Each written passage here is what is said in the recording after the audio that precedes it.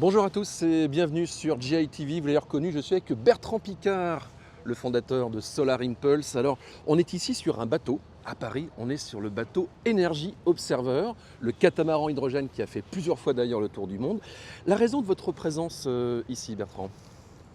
Ma présence ici, c'est parce qu'il y a 7 ans, quand j'ai parrainé Energy Observer, j'ai confié à Victorien Herussard le compas, c'est-à-dire la boussole de Solar Impulse. En disant vas-y. L'instrument que j'avais devant les yeux pendant tout mon tour du monde et que j'ai confié pour rappeler à Victorien quel était le cap qu'il fallait garder, c'est-à-dire l'esprit pionnier, la persévérance face aux problèmes inévitables qu'il va avoir et puis améliorer la qualité de vie sur cette planète. C'était vraiment le message que je lui avais confié.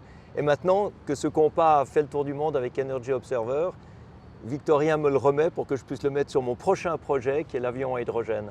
On va en reparler dans un instant, mais en tout cas, Victorien a réussi à montrer que c'était possible de faire un tour du monde pendant 7 ans. C'est une durée incroyable. Oui, mais vous savez, ce qu'il faut, c'est des projets spectaculaires pour rappeler à tous et à toutes qu'on peut faire plus que ce qu'on croit. Parce qu'on est dans un monde aujourd'hui où on parle des problèmes au lieu de parler des solutions, où on est défaitiste et sceptique vis-à-vis de tous ceux qui essayent de faire quelque chose.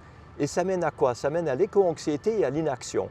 Il faut casser ce cercle vicieux, montrer qu'aujourd'hui, on peut agir, on a des solutions, il faut les mettre en place et remettre de l'espoir. Mais remettre de l'espoir parce qu'on a des solutions très concrètes. Alors, on est sur la Seine, c'est ici qu'il y a eu la cérémonie d'ouverture pour les Jeux Olympiques.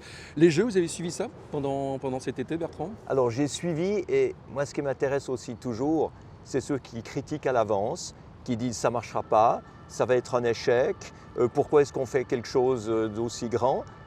Et puis après coup, alors on ne les entend plus tous ces critiques. Parce que c'était tout le contraire, naturellement. Parce que c'était tout le contraire, c'était un immense succès. Je tire mon chapeau aux organisateurs.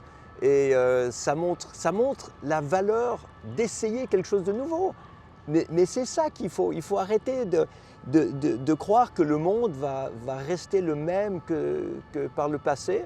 Il faut montrer qu'il y a une évolution possible et qu'on peut toujours faire mieux.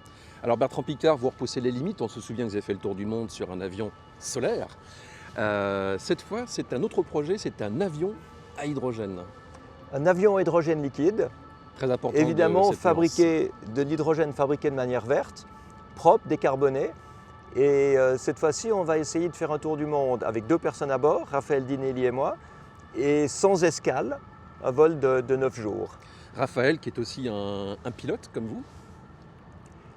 Il est aussi un navigateur, comme je ne suis pas. À la base, il est navigateur, mais c'est vrai qu'il s'est aussi beaucoup investi dans le domaine du pilotage aérien. Exactement, exactement. Et c'est Raphaël, avec son entreprise 49 Sud, qui construit l'avion Climate Impulse. Alors naturellement, il y a un certain nombre de partenaires qui vous suivent dans cette aventure. Alors, c'est magnifique de voir ceux qui viennent tout au début, qui y croient.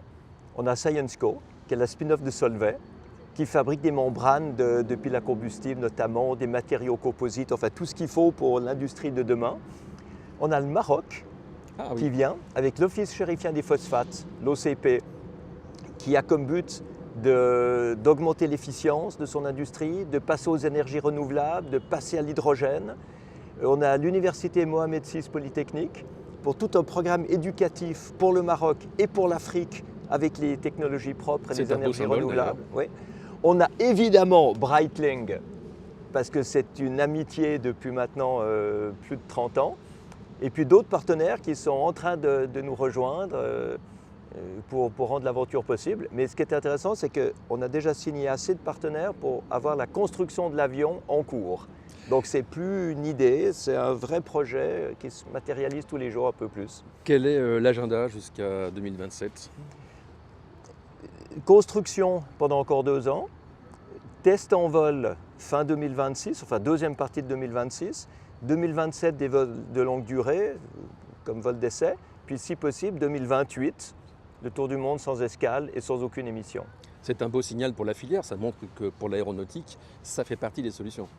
Oui, même si beaucoup de gens se disent que ce n'est pas possible d'équiper les aéroports avec de l'hydrogène liquide, qu'on n'arrivera jamais à en fabriquer suffisamment, que ce sera toujours trop cher. Enfin, c'est fantastique parce qu'on entend aujourd'hui la même chose que ce qu'on entendait quand on a remplacé les diligences avec les bottes de foin dans les auberges par des bus postaux, des cars postaux avec des stations d'essence. Et on entend la même chose que ceux qui disaient qu'on n'aurait jamais de téléphone portable parce qu'il faudrait mettre des antennes partout. Et maintenant, on dit qu'on n'aura pas d'hydrogène. Mais bien sûr qu'on aura d'hydrogène. Et on aura d'hydrogène vert, produit par électrolyse, avec des énergies renouvelables, de manière décarbonée, propre et disponible pour tous. C'est ça qu'il faut comprendre. Mais pour ça, il faut donner envie.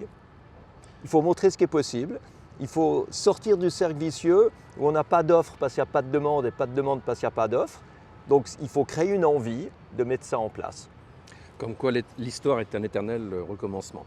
Merci Bertrand Piccard et à très bientôt sur GITV.